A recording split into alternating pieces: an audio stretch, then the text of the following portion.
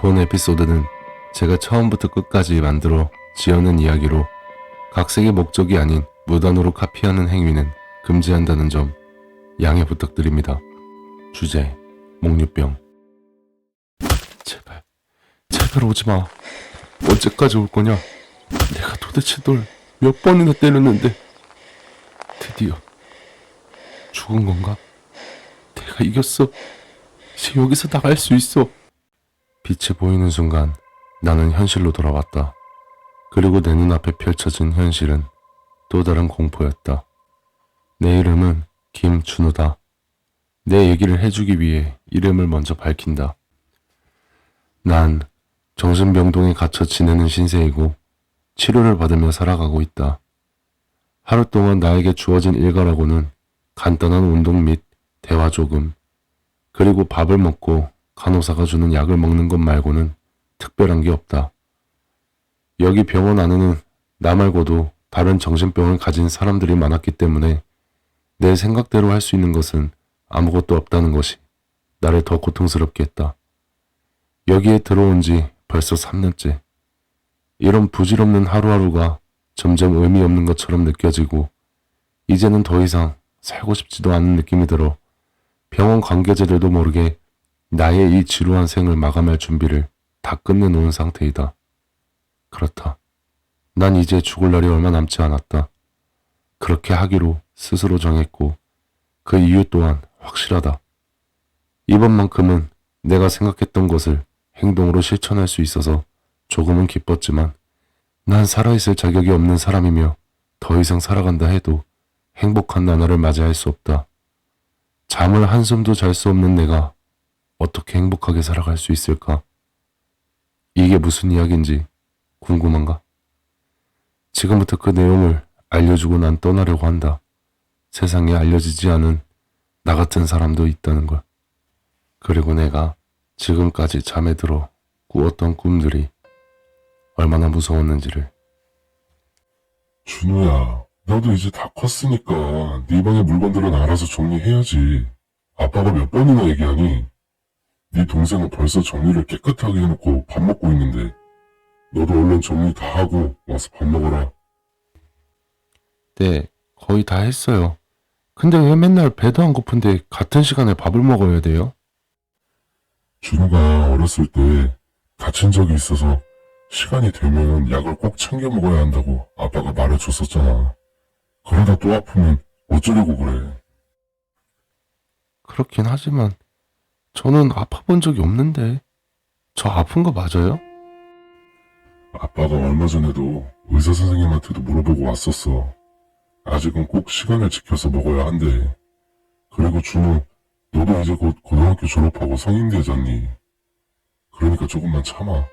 성인 되면 아빠랑 같이 병원에 가서 검사 받아보자. 네, 그때는 제가 어디가 아픈 건지 꼭 말씀해 주셔야 돼요. 그래, 내 아들. 밥 맛있는 걸로 해놨다. 얼른 가서 먹자. 고등학교 졸업이 얼마 남지 않았을 때 항상 의문을 가지고 있었지만 난 부모님을 믿었고 약 먹는 게 그리 어렵지도 않았기에 병명이 뭔지 굳이 물어보지 않았다. 약은 내가 5살 때부터 먹기 시작했고 중학생이 막 되었을 무렵 큰 사고가 난 적이 있었는데 그때부터 부모님은 조금 더 신경을 써서 약을 챙겨 먹이기 시작했다고 하셨다. 정말 오랜 기간 동안 약을 먹으며 지금까지 살아왔으니 굳이 의심할 필요도 없었다. 하지만 문득 의문점이 드는 건 내가 중학생 때 사고가 났다면 그렇게 오래된 일도 아닌데 무슨 큰 사고이며 왜 나는 기억을 하지 못하는 걸까? 그래봐야 몇 년 전 일인데 기억을 못한다니. 항상 웃고 계시던 부모님이 힘들어하는 모습을 보일 정도로 큰 사고였다고 말하지만 나는 단 한순간도 기억이 나지 않았다. 가끔씩 궁금증을 참지 못해 부모님께 물어봤을 땐 표정이 굳어지시며 다 지나간 일이라며 늘 대답을 회피하셨다. 나에게 큰 사고가 나서 마음 아파하는 부모님의 표정을 보고 싶지 않아 더 이상 물어보지 않았다. 한 번씩 깜빡해서 약을 못 챙겨 먹는 날도 있었지만 평상시에는 뒤늦게라도 먹으면 그만이었다. 하지만 꼭 지켜야 할 점이 있었는데 잠들기 전에는 꼭 잊지 말고 약을 먹어야 한다는 것이었다. 그래서 친구 집에 놀러가서 잠을 잘 때에도 수학여행을 가게 되었을 때에도 난 늘 약을 챙겨 다니며 먹어야 했다. 부모님이 미리 어른들에게 사정을 얘기해 놓아서 그런지 몰라도 내가 약을 챙겨 먹는 걸 깜빡하게 되면 주변 어른들은 감사하게도 나에게 약을 챙겨 먹으라 말씀해 주셨다. 남들과는 조금 다른 느낌으로 성장하며 나는 그렇게 성인이 되었다. 성인이 되고 나서부터는 좀 달라졌다. 돈을 벌기 위해 사회생활을 해야 했고 회식도 그중 하나였기에 점점 나는 잠이 드는 시간부터 시작해서 약을 먹는 시간까지 일정하게 지키지 못하게 되었지만 그래도 잠들기 전에는 꼭 잊지 않고 약을 챙겨 먹고 잤다. 어느 날 회사 친구가 나에게 물었다. 야, 너는 무슨 약을 맨날 그리 먹어? 어디 아픈 거야? 아, 나도 사실 무슨 약인지는 정확히 몰라. 딱히 알아보지도 않았고 그냥 아주 어렸을 때 사고를 당해서 그때부터 먹었던 걸로 알고 있어. 아, 그래? 그래도 보통 약은 본인이 어디가 아픈지 알고 먹어야 되는 거 아니냐? 무슨 약인지도 모르고 먹는다는 게 좀 이해가 안 되긴 하네. 그건 그렇긴 한데 뭐 워낙 어렸을 때부터 먹던 약이라서. 정말 어디 아픈 건 아니지? 조금 이상해서. 너 가끔 원래 먹어야 될 시간 지났다고 하면서 늦게 먹을 때도 있었잖아. 그럴 때도 있지. 근데 그게 뭐가 이상해? 당연히 이상하지. 너가 어디가 아파서 약을 꾸준히 먹는 거라면 늦게 먹는 날은 어디가 아파야 하는 게 정상 아니야? 그렇게 예전부터 지금까지 꾸준히 먹어온 약이라면 잘은 모르겠지만 많이 아픈 것 같은데 근데 넌 멀쩡하잖아. 머리를 한 대 맞은 것 같았다. 난 다른 사람들보다 건장한 체격이었고 운동도 열심히 해왔기 때문에 평범한 남자들보다 힘도 좋고 몸도 좋았다. 그런데 단 한 번도 약을 깜빡하거나 늦게 먹었다고 해서 아파 본 적이 없었다. 이제는 정말 내가 약을 먹는 이유에 대해서 알아야겠다는 생각에 일을 마치고 부모님을 찾아갔다. 말해주세요. 제가 아픈 곳이 어딘지, 왜 약을 항상 이렇게 먹어야 하는 건지, 더 이상 이유도 모르고 뭔지도 모르는 이 약을 먹고 싶진 않아요. 저도 이제 어른이라고요. 꼭 대답을 들어야겠니? 그냥 우리가 지금까지 아무 말 하지 않고 진행하듯 앞으로도 똑같이 살아간다면 아무도 힘들지 않을 거야. 아니요. 어디가 아픈지를 알아야 저도 대처를 하면서 살아가죠. 제가 어디가 아픈지도 모르고 계속 이렇게 약을 먹는다는 게 말이 되나요? 그래, 준호 네 말도 맞는 것 같다. 이제는 말해줄 때가 된 것 같기도 하구나. 아버지를 통해 들은 내 이야기는 당장 쉽게 받아들일 수 있는 사이즈의 이야기가 아니었다. 넌 목류병이야. 그것도 남들과는 비교도 안 될 정도로 심하단다. 목류병이요? 잠자다가 일어나서 막 돌아다니는 그거요? 근데 그건 아픈 건 맞지만 그렇다고 이렇게 지금까지 숨길 일은 아니지 않나요? 보통은 그렇지.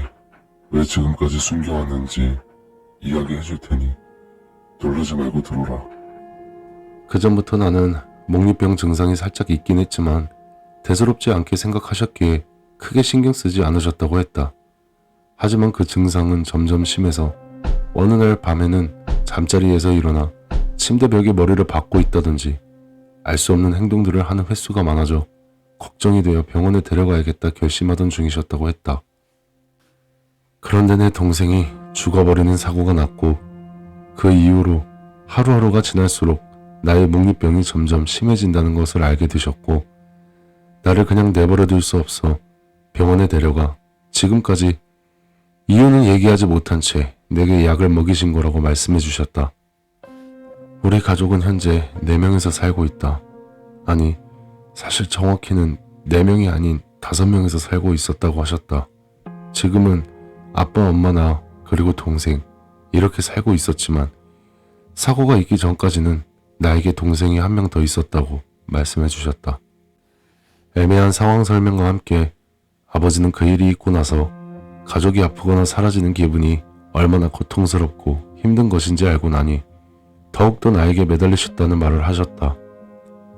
말을 해주실 때마다 이해가 안 되는 부분들이 계속 생겨났지만 슬픈 표정을 하고 있는 아버지에게 일일이 되물어 볼 순 없었다. 그래서 제일 궁금했고 중요한 것 같은 내 동생이 왜 죽었는지에 대해 여쭤봤다. 동생의 사위는 질식사로 자고 있을 때 기도가 막혀 하늘로 떠났다고 말씀해 주셨다. 혹시 이 모든 일들이 나하고 직접적인 관련이 있는 것인가를 되물어 보았지만 아버지는 그건 아니라는 말씀을 해주셨다. 이 이야기를 할 때 부모님의 표정은 내가 계속 보고 있기 힘들 정도로 일그러져 있었다. 준우, 네가 꿈을 꾸면 안 좋은 일이 생길 수 있으니 항상 조심하자는 차원에서 약을 먹이고 있는 거란다. 그러니 이해해 줬으면 좋겠구나. 내가 꿈을 꾸게 되면 안 좋은 일이 생기는 걸까? 내가 생각했던 것보다 더 심한 걸까? 놀자 놀자 놀자. 필요한 것만 꺼내서 놀아야지. 이게 뭐야? 이제 정리 시작하자. 조금만 더 놀면 안 돼? 다 놀았으니 이제 정리해야지. 난 좀 더 놀고 싶은데. 얼른. 나는 바닥에 널브러진 장난감을 주머니 구멍에 넣는다. 잘 안 들어간다. 아무리 넣으려고 해도 잘 안 들어간다. 장난감을 너무 많이 넣었나 보다. 그래도 깨끗하게 치워야 엄마랑 아빠가 좋아하실 거야. 다 놓아서 안 보이게 정리해야지. 부모님은 아주 어렸을 때에 내가 약을 먹게 된 이유에 대해서 설명을 해주셨다. 그래서 나는 약을 먹게 된 이유를 알게 되었고 부모님과 병원에 같이 가서 검사를 다시 받아보자고 말을 했다. 앞으로 평생 약을 먹으면서 살기는 싫었고 또 혹시라도 병을 고칠 수만 있다면 고치는 것이 좋았기 때문에 했던 말이었다. 부모님은 생각보다 씩씩하게 말하는 나에게 걱정스러운 표정으로 응원했다. 사실 속으론 내가 꿈을 꾸면 어떤 일들이 생기는 건지 또 내가 앞으로 걱정 없이 잠에 들 수 있는 건지에 대한 생각도 막연히 들었다. 하지만 사람이 잠을 안 자고 살 수는 없었기에 최대한 긍정적으로 생각하려 노력했다. 이야기를 다 전해 듣고서 나는 심란한 마음을 가지고 내 방에 들어가 누웠다. 눈을 감고 이런저런 생각을 하다 나는 잠에 들었다. 긴 생각 끝에 찾은 병원에서 의사 선생님한테 내 병에 대한 이야기를 물어보았을 때 부모님이 말해주셨던 것보다 좀 더 자세한 내용을 들을 수 있었다. 대부분의 사람들은 몽유병이 있더라도 특별한 치료를 하지 않는다고 한다. 보통의 시간이 지남에 따라 자연스럽게 치유가 돼서 사라진다고 했다. 그렇게 심하지 않은 사람들은 대부분 안정을 취하고 스트레스를 덜 받게 해서 자기 관리를 한다면 증상이 줄어들지만 나는 다른 사람들보다 훨씬 증상이 심한 편이라서 약을 꼭 들고 다니며 먹어야 한다는 말이었다. 의사 선생님한테 직접 들으니 부모님한테 들었던 것보다 훨씬 와닿았다. 의사 선생님은 나에게 자세히 말해주는 것 같지 않았다. 무언가를 숨기고 있는 느낌이었다. 그래서 나는 다시 되물었다. 그래서 제가 앞으로 평생 약을 먹어야 한다는 말인가요? 우선 증상이 얼마나 심각한 건지, 앞으로 대처는 어떻게 해야 되는지 설명 좀 부탁드립니다. 저희 부모님은 신경 쓰지 마시고 이제 저도 성인이니까 제 앞가림은 제가 하겠습니다. 환자분 말씀이 어떤 말씀인지는 잘 압니다만 그럼 너무 충격받지 말고 잘 들어주셨으면 합니다. 말씀하세요. 우선 보통의 묵리병 증상은 수면에 들어갔을 때 뇌는 잠을 자고 있지만 몸이 깨어나 움직이는 형태로 가만히 서 있거나 앉아서 자고 있거나 하는 흔한 증상들이 전부입니다. 그런데 특이하게 몇몇의 환자분들 중 공격성을 띠는 움직이는 형태로 몽유병을 앓고 계시는 분들이 있습니다. 이 부분은 특별 케이스입니다. 환자분께서 공격성을 띠는 몽유병에 해당이 되어 어렸을 때부터 내원을 하시고 지금까지 약을 먹으며 관리를 받고 오는 상태입니다.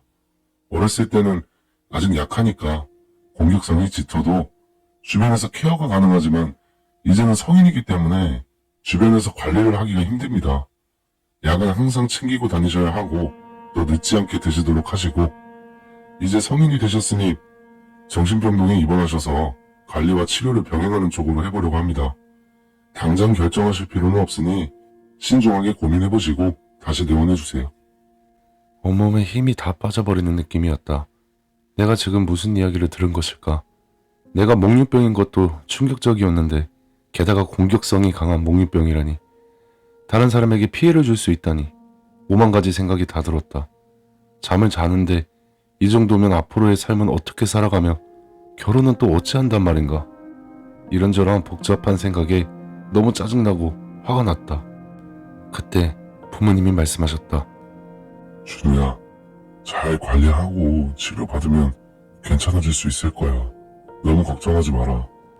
부모님이 한마디에 나는 괜히 잘못도 없는 부모님께 화를 내며 짜증을 부렸고 치료 따위는 받지 않는다며 투정 아닌 투정을 부리고 집으로 발걸음을 돌렸다. 하지만 난 긴 생각 끝에 결론을 내렸다. 어차피 앞으로도 계속 살아가야 하고 약만 먹으면 괜찮은 거니까. 그리고 이 젊은 나이에 정신병동이라니 절대로 응답할 수 없었다. 부모님에게 전화를 걸어 사과를 한 뒤 내가 생각했던 것들을 차근차근 말씀드리고 앞으로는 약으로 조절해보겠다는 말과 함께 내가 알아서 하겠다는 말들을 늘어놓았다. 그리고 난 다시 일상으로 복귀했다. 평범하게 회사를 다니고 친구들을 만나고 열심히 살아갔다. 나에게 병이 있다 하더라도 잠잘 때 생기는 일이고 약도 가지고 있으니 꾸준히 먹기만 하면 일상생활에 아무 지장이 없기 때문에 굳이 우울해할 일도 없을 것 같았다. 열심히 사는 모습을 보여주니 당연하게 부모님도 좋아하셨고 큰 문제 없이 하루하루를 보내고 있었다. 그러던 어느 날 퇴근하고 집으로 가고 있었다. 집으로 가는 길 쪽에 포장마차가 하나 있었는데 우연히 한잔하고 있던 친구와 마주쳤고 친구는 반가움에 나에게 소리쳐 인사를 했다. 중고등학교 동창이었다. 야! 야! 준우야! 반갑다! 나야, 나! 여기서 다 만나네? 오랜만이다. 잘 지내지? 졸업하고 나서는 따로 본 적이 없으니까 말이야.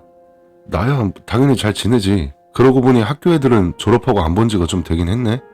맞아. 너는 연락이 안 돼서 말이야. 내가 지금 애들 연락처 모으고 있거든? 다들 어떻게 지내고 있는지 궁금하기도 하고 친구들끼리 연락하고 지내면 좋잖아. 오, 그건 그렇지. 잘하고 있네. 그럼 애들 자주 만나겠네? 다들 잘 지내? 잘 지내는 애들도 있고 못 지내는 애들도 있고 그렇지 뭐. 근데 어차피 친구들끼리 모이면 뭐 여자 얘기, 돈 얘기, 꿈 얘기.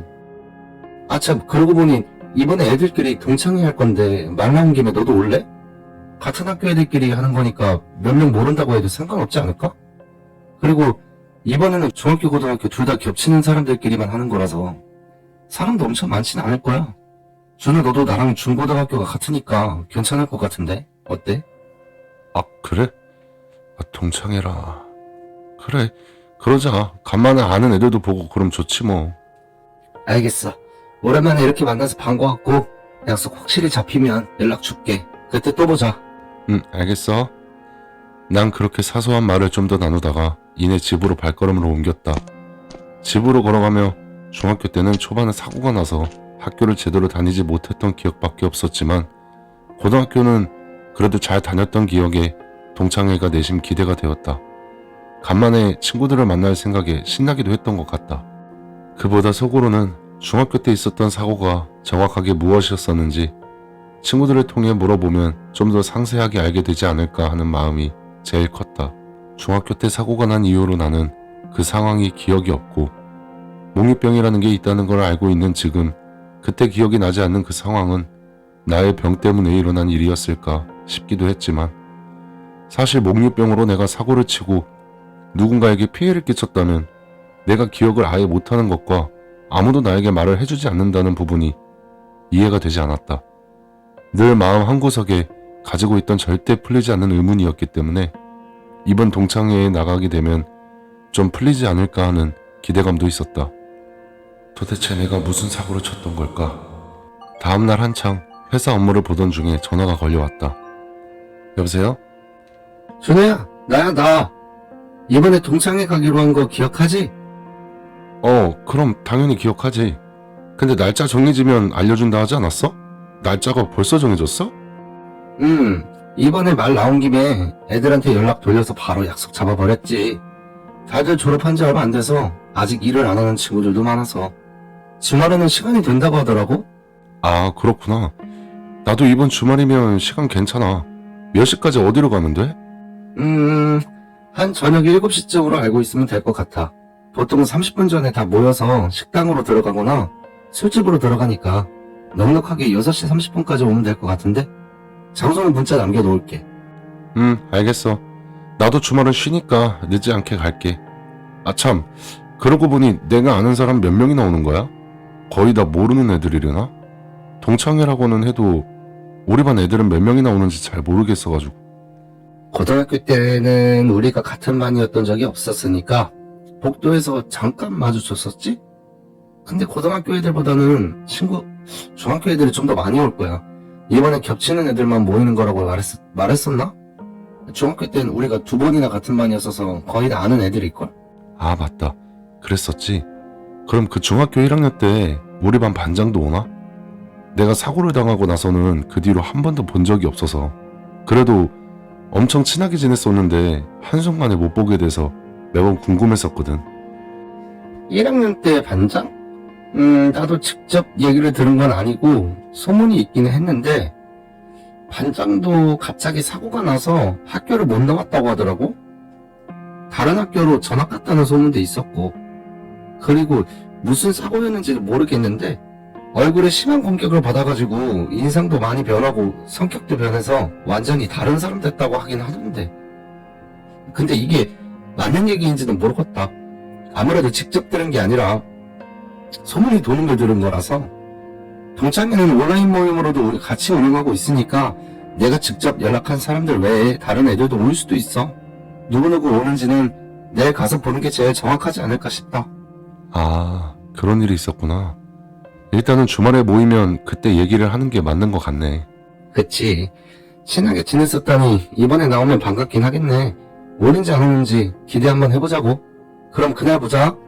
아, 고생하고 그날 봐. 그 통화를 끊고 나는 잠시 바람 쐬러 회사 옥상에 올라갔다. 그리고는 한참 동안 멍하니 생각이 잠겼다. 내가 물어봤던 중학교 1학년 때 반장은 나와 가장 친한 친구였지만 어느 순간 갑자기 학교에서 사라졌던 친구다. 마지막 그 친구와의 기억은 부모님께 허락을 받고 친구 집에서 신나게 놀고 같이 잠을 잤다는 것. 그런데 잠에 들고 나서 그 이후로는 전혀 기억이 없고 그 다음부터는 모든 것이 이상하리만치 오묘했다. 학교의 분위기도 별로 좋지 않았던 것 같고 친구는 갑자기 하루아침에 사라져버렸다. 지금은 내가 몽유병이라는 것을 알지만 이것과 관계가 있다고 하더라도 이해가 안 되는 부분이 한두 가지가 아니었다. 도대체 무슨 일이 있었던 건지 아마도 그 친구가 온다면 알 수 있을 것만 같았다. 부푼 기대감에 평일을 어떻게 보냈는지 금세 주말이 코앞으로 다가왔다.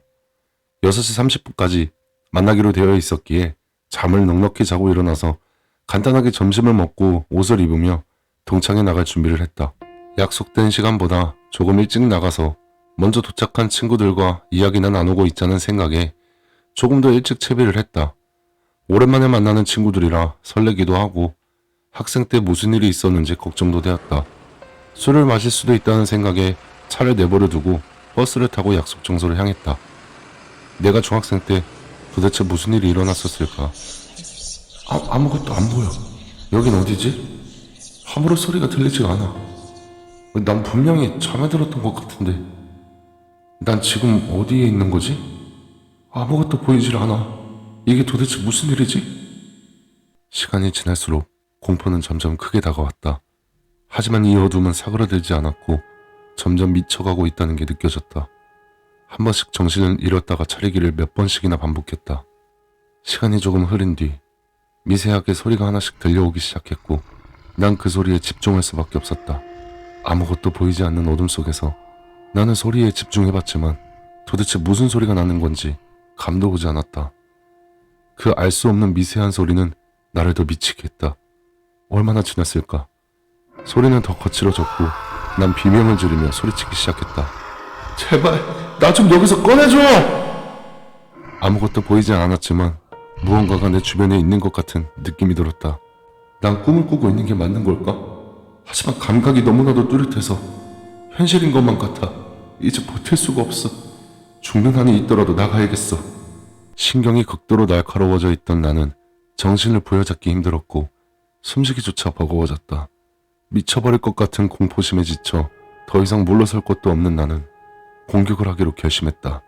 그때 내 뒤에서 울부짖는 소리와 함께 한 물체가 괴상한 소리를 내며 다가왔다. 난 죽을 만큼 두려웠지만 더 이상 물러설 수가 없었고 그 공포는 시간이 지나 곧 분노로 바뀌어 난 미친 듯이 달려들어 그 물체를 공격했다. 얼마나 싸웠을까. 얼마 지나지 않아 그 괴물은 비명을 지르며 쓰러졌다. 드디어 이 거지 같은 곳에서 나갈 수 있겠어. 벅찬 숨을 몰아쉬며 나는 다시 정신을 잃었다. 내가 도착했을 땐 이미 몇몇의 친구들이 모여서 얘기 중이었다. 그 테이블로 가서 인사를 건넸고 친구들은 반갑게 맞아줬다. 정신없이 수다를 떨고 있다 보니 차근차근 초대되었던 모든 인원이 모였고 서로 가볍게 인사를 더 나눈 뒤에 우리는 식당으로 들어갔다. 식당에서 메뉴를 주문하고 기다리는 동안 친구가 말을 걸었다. 야, 준우야, 너가 말했던 애 있잖아. 누구? 아, 반장 말이야, 반장. 온다는 것 같던데? 오늘 좀 전에 연락받았어. 아, 그래? 다시 만나게 되는 건 오랜만이네. 언제 온대? 곧 올 거야. 바쁘긴 한데 그래도 밥은 같이 먹기로 했거든. 반장이 온다는 얘기를 들은 뒤로 반감과 기대감도 컸지만 반대로 걱정과 두려움도 커졌다. 혹시나 하는 마음이 컸던 게 아닐까 싶었다. 내가 만약 사고를 친 것과 반장이 관련되어 있다면 나는 도대체 어떻게 해야 하는 걸까 하는 걱정이었다. 이런 고민으로 잠깐 정신을 판 사이에 한 사람이 가게 문을 열고 들어와 인사를 했다. 잘 지냈냐? 이강우, 내가 그토록 기다렸던 반장이었다. 안녕. 강우는 안경과 마스크를 쓰고 있어 얼굴을 제대로 볼 수 없었지만 내가 아는 얼굴이 맞는 듯 했다. 오랜만에 보는 얼굴이었지만 바로 알아볼 수 있을 만큼 우리는 친했었고 너무 반가워 나는 바로 안부를 건넸다. 강우야, 잘 지냈어? 아, 그래. 준우 너구나. 멀쩡하네? 응? 멀쩡하다니? 무슨 말이야? 역시 그때 내가 강우 너한테 뭔가 잘못한 게 있었나 보네. 잘못? 아직도 제정신이 아닌가 보네. 기억도 못하면서 물어보기는. 갑자기 싸해진 분위기에 어떻게든 대화를 이어가려고 하는 나를 말리듯 친구들은 다른 주제로 분위기 전환을 시도했다. 야야, 개인 간의 문제는 알아서들 푸시고 강우는 먹고 싶은 거 주문부터 하고 밥부터 먹자. 다들 진짜 반갑다. 나와 강호는 말을 이어가려다 멈췄고 말없이 오는 질문에만 대답하며 식사를 이어나갔다. 식사를 다 하고 몇 명의 친구들은 다른 볼일이 있다며 가버렸고 일정이 없는 친구들 몇 명만 남아서 2차로 술집으로 향했다. 그때 집에 가려는 강호를 친구들이 잡아 술집에 같이 가게 되었다. 난 말없이 술집으로 발걸음을 옮겼고 친구들과 얘기하면서 조심히 강호를 쳐다보며 누가 봐도 어쩔 줄 몰라 하는 사람 마냥 불편하게 앉아 있었다. 그 시간은 내가 느끼기에 1분이 1시간처럼 너무나도 길었고 또 너무 힘들었다. 우리는 술을 제법 마시게 되었고 슬슬 술 기운이 올라와 나도 긴장이 조금 풀린 상태가 되었다. 그렇게 술자리를 즐기고 있을 무렵 나지막하게 강호의 목소리가 들려왔다. 잘 지냈냐? 응? 잘 지냈지. 그래? 잘 지냈구나. 잘 지냈어. 우리 집이 참 지독하게도 못 살아서 이렇게 열받는 일이 있어도 병신처럼 참고 살아야 된다니. 참 인생이 뭐 같다. 그치? 그게 무슨 말이야? 이해할 수 있게 좀 설명해줘. 사실 아직도 난 모르겠어. 도대체 무슨 일이 있었던 거야? 그때 왜 갑자기 학교를 그만두고 사라졌어? 왜 그렇게 웃어? 진짜 이 새끼. 이거 진짜 미치겠네. 내가 기억도 못하는 애랑 이런 얘기를 하는 것도 어이가 없네. 내가 왜 학교를 그만뒀냐고? 바로 김준호 너 때문이야. 내 인생은 다 망가져서 밑바닥까지 떨어졌는데 너란 새끼는 보란듯이 잘 살고 기억도 안 나고. 이게 맞냐? 내가 너 인생을 망쳤다고? 그게 무슨 소리야? 그때 강호는 안경과 마스크를 벗으며 말했다. 그리고 강호의 얼굴을 본 나와 친구들은 한마디 말도 못하고 멍하니 쳐다만 보고 있을 수밖에 없었다. 어때? 내 얼굴 보니까 이 흉터들 괴물 같지? 이 얼굴 가지고 평생 살아가야 하는데 인생이 망한 게 아니면 뭐야? 그럼 네 얼굴이 이렇게 된 게... 그래 이 새끼야, 너가 한 거야. 너가 날 이렇게 만든 거야, 이 개자식아. 널 죽일까도 수만 번 생각했지만 아직도 나 하나만 바라보고 있는 부모님 때문에 운 좋은 줄 알아. 내가 그랬다고? 강우 네 얼굴을 내가 그렇게 만든 거라고? 그럼 내가 기억 못하는 중학생 때의 사고가... 진짜 이거 미친놈이네. 기억 안 나니까 세상 편하게 살았지. 사람이 인생을 이렇게나 망쳐놓고서 친구들이랑 술이나 처먹으러 다니고. 미안해. 난 정말 기억이 하나도 나질 않았어. 정말 미안해. 난 그 이후로도 거듭 사과했다. 하지만 강호는 나의 계속되는 사과에도 욕만 할 뿐 받아주지 않았다.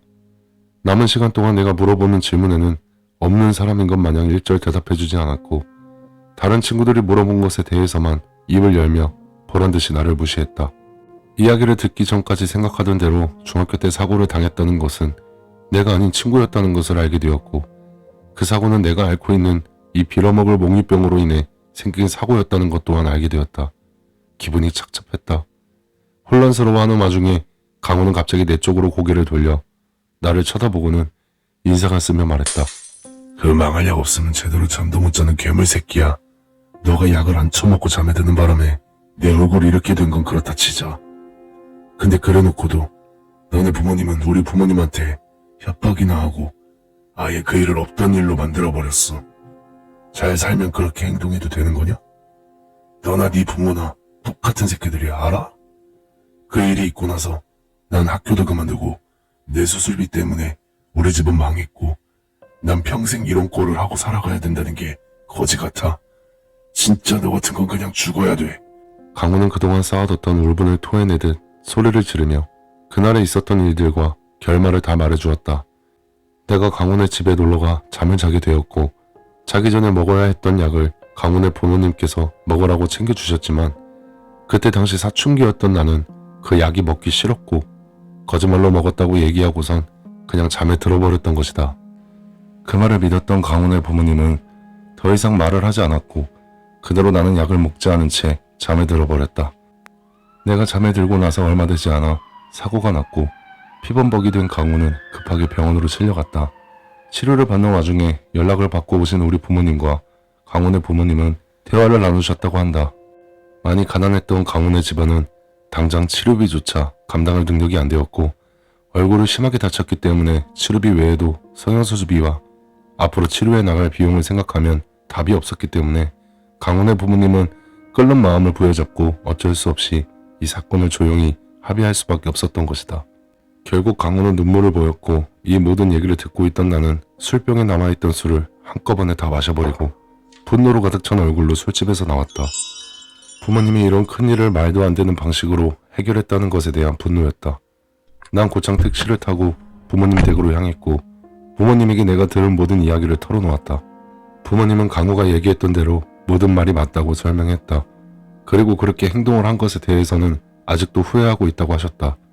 그 이후로도 몇 번이나 상황을 알고 싶어 연락을 취해봤지만 연락이 닿지 않았고 집은 말도 없이 이사를 가버려서 더 이상 연락을 할 방법을 찾을 수 없었다고 했다.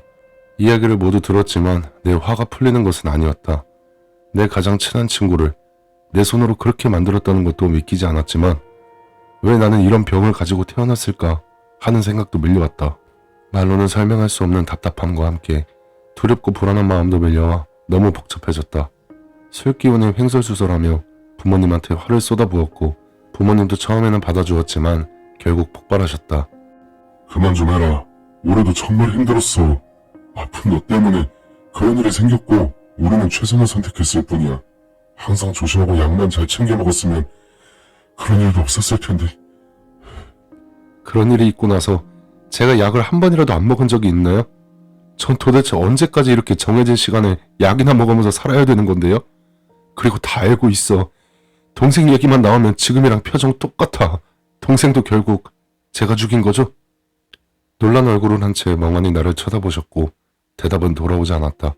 그래, 내가 짐작은 했었어요. 그러니까 그렇게 어릴 때부터 약을 챙겨 먹었겠지.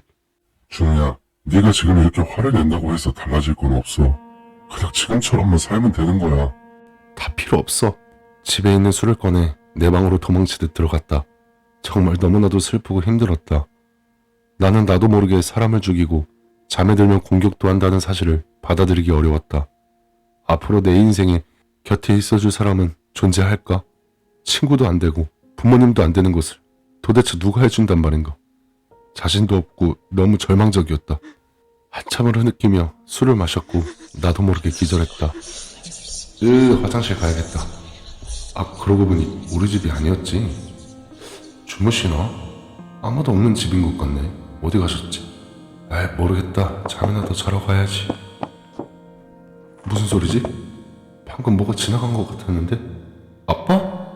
엄마? 집에 누가 있나 본데? 창고에서 약어 배트라도 가져와야겠어. 한 명이 아닌 건가? 뭐지?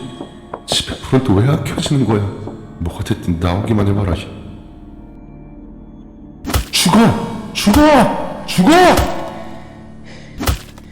정체를 알 수 없는 그 물체에게 야구 배트를 마구 휘둘렀다. 난생 처음 보는 생김새의 괴물이었다. 긴 팔은 땅에 닿아 있었고 얼굴은 다 늘어져 눈, 코, 입이 아닌 빨간 피로만 뒤덮여 눈동자 같은 것만 보이는 그런 생김새였다. 너무 큰 공포심에 내 체력이 다 빠질 때까지 야구 배트를 휘둘렀다. 하지만 그 괴물은 내가 공격하는 것을 다 피하면서 점점 더 가까이 다가왔다. 주위를 둘러보니 내 앞과 뒤에 2마리씩이나 있어 도망치기도 힘들었다. 계속 내 앞으로 더 이상 다가올 수 없게 야구 배트를 휘둘러 댔고 도망칠 기회만 노렸다. 어떻게든 여기서 빠져나가야만 할 것 같았다. 그러나 오랜 시간 동안 대치하는 상황에 내 체력은 거의 바닥나기 직전이었고 도망간다는 생각은 점점 싸워서 이겨야겠다는 생각으로 바뀌었다. 죽어라 공격을 하는데도 계속 나에게 다가오는 괴물들을 보며 내 의지는 점점 꺾여 들어가고 있었지만 그 괴물들의 움직임은 처음보다 확실히 약해진 기분이었다. 움직임이 느려진 것을 확인하자 난 다시 이곳을 빠져나갈 수 있다는 자신감을 얻었고 최선을 다해 싸웠다. 그 괴물들은 휘두르는 야구 배트에 맞을 때마다 점점 얼굴의 모양새가 변해갔고 내가 이길 수 있을 것 같았다. 제발 오지마. 언제까지 올 거냐? 내가 도대체 널 몇 번이나 때렸는데 드디어 죽은 건가? 내가 이겼어. 이제 여기서 나갈 수 있어.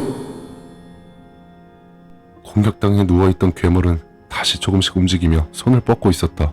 그리고 나에게 조금씩 기어오려고 했다. 너무 무서운 장면이었다. 왜 계속 움직이는 거야? 언제까지 때려야 죽는 거야? 나는 왜 나한테 이런 일들이 계속 일어나는 건지 복잡한 마음에 내 쪽으로 기어오는 괴물을 말없이 바라보고 있었다.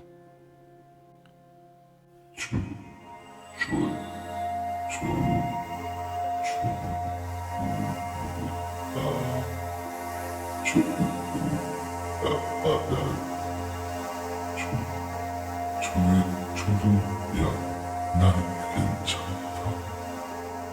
엄마? 아빠? 갑자기 들려오는 부모님의 목소리에 나는 잘못 들은 건가 싶어 다시 눈을 크게 뜨고 살펴봤고 내 앞에 쓰러져 있는 것들은 괴물들이 아닌 부모님이었다. 이게 무슨 상황이지? 긴 시간 동안 나는 큰 소리에 참다 못한 이웃들이 경찰에 신고를 한 것 같았다. 경찰은 이미 와 있었고 기다리다 못해 결국 문을 부수고 들어왔다. 그들의 눈앞에 벌어진 참혹한 광경에 나는 그대로 바닥으로 내팽개쳐져 수갑이 채워졌고 경찰서로 이끌려갔다. 나를 대변해줄 수 있는 사람은 아무도 없었다.